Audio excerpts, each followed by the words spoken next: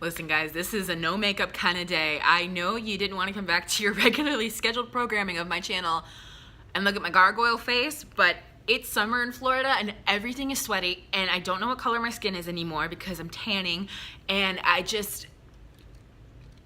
no, I'm not. I won't and I refuse and I won't and I'm not and I won't.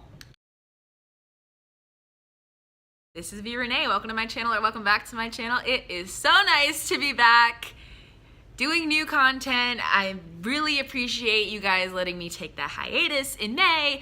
With all the birthdays in my family, including my own, I am 24 now. I am this much closer to a quarter-life crisis, and thank you very much. I'm developing my Broken the Author services, vrenee.com/services, link in the description. I've been busy, and I've been excited to come back and talk to you guys with really cool new content that you guys have been asking for, and we're gonna kick it off with a really depressing talk about imposter syndrome.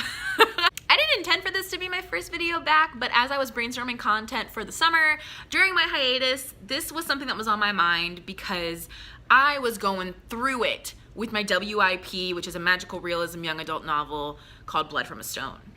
If you don't know what imposter syndrome is, lucky you. It's basically a phenomenon that every creative type has. I have not met a single creative type who doesn't go through this at some point or another, where you basically feel like you're not doing good enough or you're not really doing it, and like any second someone's gonna expose you and like prove that you're not actually a writer, artist, dancer, singer, whatever.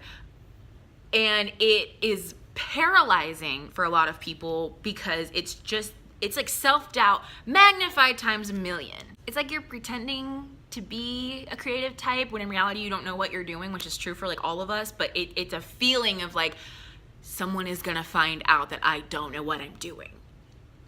And for me, it kind of feels like I live two different lives because I do have a day job which has nothing to do with writing.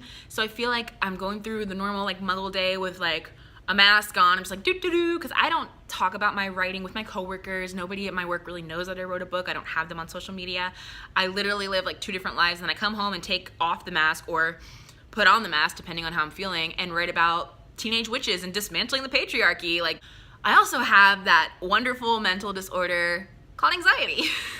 Like, generalized anxiety disorder is in me. I have it and it's there and it's a thing I deal with, and it impacts my imposter syndrome in really specific, fun, funky, fresh ways. I published my first book in October. I proved to who the fuck ever I was trying to prove it to that I could do it, that I wrote a book, I had success that people dream of, publishing a book, like, yay, I did it. Now what? If you thought success would quell the voice in your head that tells you that you're an imposter, you're dead fucking wrong. And I'm sorry to be the one to tell you that, but all it does is introduce a new voice that says, you're a one-hit wonder. You'll never recreate what you did. You got lucky getting that publishing contract. You got lucky that people wanted to read that book. You're never gonna do that again.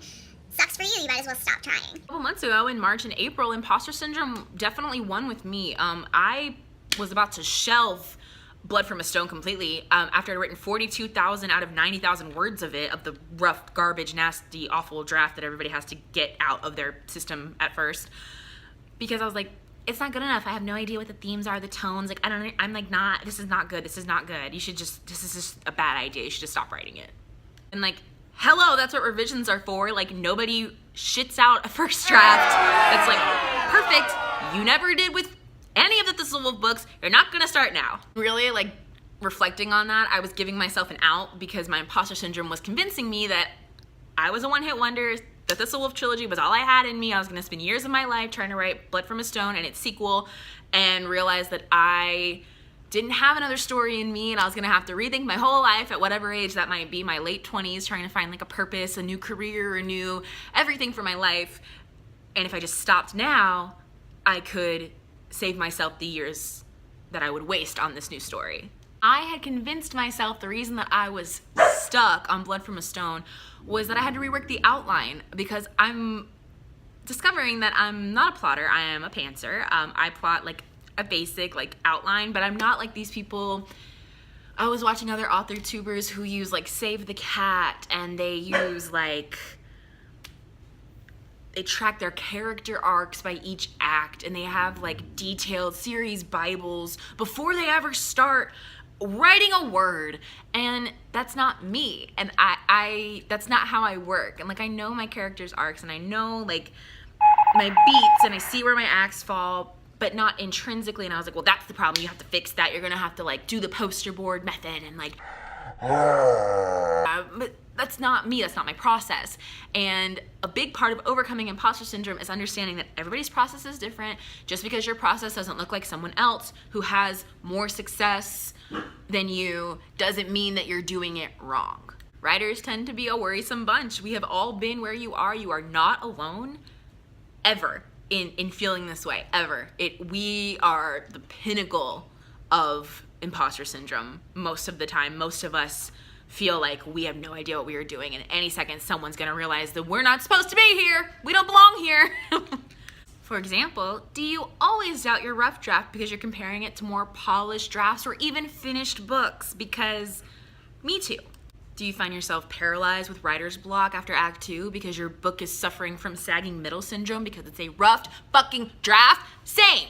Do you look at your fellow unpublished writerly friends with their 70 beta readers and their Patreons and their 10,000 Instagram followers and think that those numbers mean they're more worthy of telling a story than you are?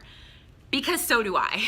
Do you feel like writing is a waste of your time, but you can't stop doing it, and you literally feel purposeless and full of anxiety if you stop?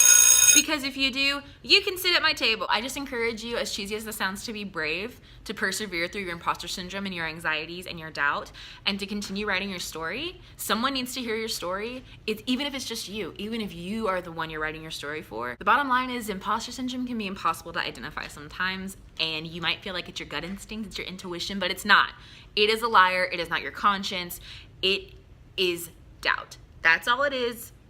It's just doubt. It's anxiety induced and comparison driven, and it is wrong. It's wrong. The only thing you need to be a writer is the need to write. The story in your mind and the will to write. That is all you need, point blank period. There's craft and commitment. There's things you need to learn on and grow on in order to make a book what it really needs to be. But if you want to write, dude, you write. You ignore that voice in your head that says you're not supposed to, you're not good enough, you're not this and you're not that, and just fucking write. Because let me tell you what, everybody who has a story to tell, everybody who has the need to write, they don't always make it through that imposter syndrome. They don't always say, no, shut up, fuck you, you're wrong, I'm gonna do this. And those are the people who, when I published my book, we're like, oh man, I used to write in college, but I stopped because I wasn't very good. Or, oh man, I always wanted to write a book. I write sometimes like after the kids go to bed, but it's just... They're so full of doubt, they will never give themselves a chance. The people that you see on the bookshelves, the people that you look up to, they've had to overcome imposter syndrome time and time and time and time again. I'm gonna stop rambling now. That completes this video. I'm making videos every single Wednesday. I am back every single Wednesday. And I will see you next Wednesday. Bye.